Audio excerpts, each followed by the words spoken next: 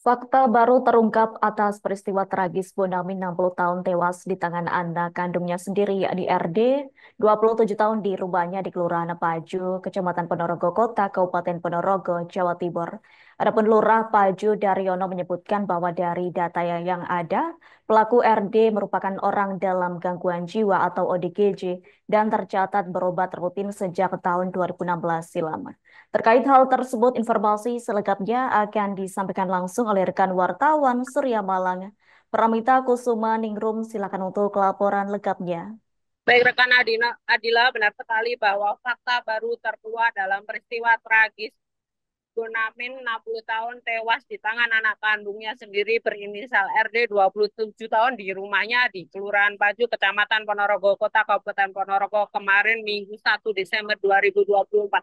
Fakta baru itu diungkap oleh Lurah Paju Daryono. Dia menyebutkan bahwa pelaku RD merupakan orang dalam gangguan jiwa atau ODGJ. Dia atau pelaku tercatat berobat rutin di puskesmas mulai tahun 2016 silam. Daryono menjelaskan bahwa secara rutin pegawai puskesmas Ponorogo Selatan mengantar obat yang sudah sesuai SOP.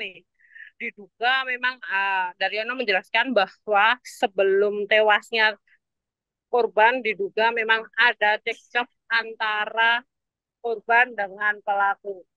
Sedangkan untuk RD sendiri saat ini telah dibawa ke Poli Kejiwaan Rumah Sakit Umum Daerah Dr. Harjono Ponorogo.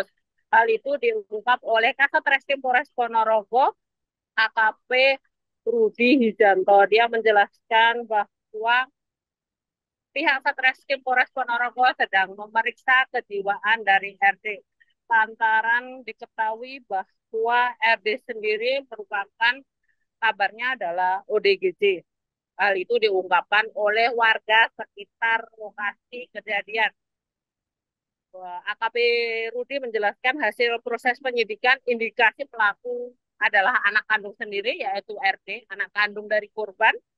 Pelaku ada indikasi gangguan kejiwaan. Rudi menjelaskan karena ada indikasi tersebut, kemudian petugas dari Satreskrim Polres Ponorogo mengamankan ke RSUD Dr. Harjono. Saat ini menurutnya pelaku RD sedang diobservasi di RSUD Dr. Harjono dan pihak Satreskrim Polres Ponorogo masih menunggu hasil observasi apakah memang RD mengidap penyakit jiwa atau lainnya. Satreskrim Polres Ponorogo juga terus mendalami kasus ini. Ada 8 saksi yang diperiksa oleh Satreskrim Polres Ponorogo. 8 saksi itu ada yang berinisial S, N maupun A beberapanya.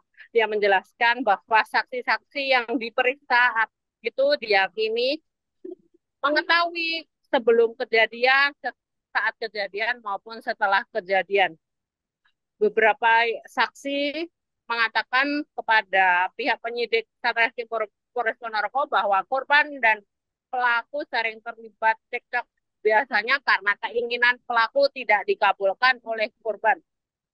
Seperti diketahui bahwa anak diduga lakukan penganiayaan terhadap bapak sendiri sehingga berujung kematian. Korbannya adalah Bonamin berusia 67 tahun, sedangkan pelaku adalah RD 27 tahun. Kejadian ini terjadi di Kelurahan Paju, Kecamatan Ponorogo Kota, Kabupaten Ponorogo. Di lokasi sampai saat ini pun masih dipasangi polis lain oleh pihak Satreskrim Ponorogo. Itu tandanya yang tidak berkepentingan dilarang masuk. Sedangkan korban Bonamin ditemukan memang terbujur kaku pada Minggu 1 Desember 2024. Beberapa warga mengaku pada malam harinya, yaitu pada Sabtu 30 November 2024, terdengar ada suara berisik seperti gelodak-gelodak, namun mereka memang tidak berani mendekat lantaran eh, diketahui RD sering mengamuk, sehingga ketahuannya ketika subuh ada dari warga sekitar mendatangi lokasi. Lantaran Bonamin yang merupakan marbon masjid biasanya ada adzan subuh di masjid di lingkungan, namun saat hari Minggu pagi itu tidak ada sholat subuh. Warga yang melihat ternyata warga yang ke rumahnya Bonamin ternyata melihat Bonamin sudah terbujur kaku di ruang tamu rumahnya. Seperti itu rekan Adila, laporan dari saya dari Kabupaten Ponorogo kembali ke studio. Baik, terima kasih untuk informasi lengkapnya. Silakan bertugas kembali. Tribuners, berikut kami tampilkan wawancara bersama Daryono, Lurah Paju, dan AKP Rudi Hidayanto, Kasat Reskrim Polres Ponorogo. Berikut untuk tayangannya. Mas Ridho itu memang kategorinya DPJ sejak tahun 2016. Dan itu secara rutinitas di Kelurahan Paju ada petugas ODPJ Pak Pardan, Pak Agus yang terus memantau dia, minum obat dan lain-lain sebagainya sesuai SOP yang ada gitu. Pak emang terkenal ngamuan atau gimana? Oh enggak. Kolo-kolo. Kalau dari hasil proses penyelidikan yang dilakukan oleh penyidik, ini ada indikasi bahwa pelaku adalah anaknya sendiri, anak kandung, dan pelaku juga ada indikasi sakit gangguan jiwa atau ODGJ. Karena pelaku ini ada gangguan jiwa, maka pihak penyidik langsung mengamankan pelaku dan sampai saat ini masih dilakukan observasi di Rumah Sakit Harjono. Kita menunggu hasil daripada. Download Tribun X sekarang, menghadirkan lokal menjadi Indonesia.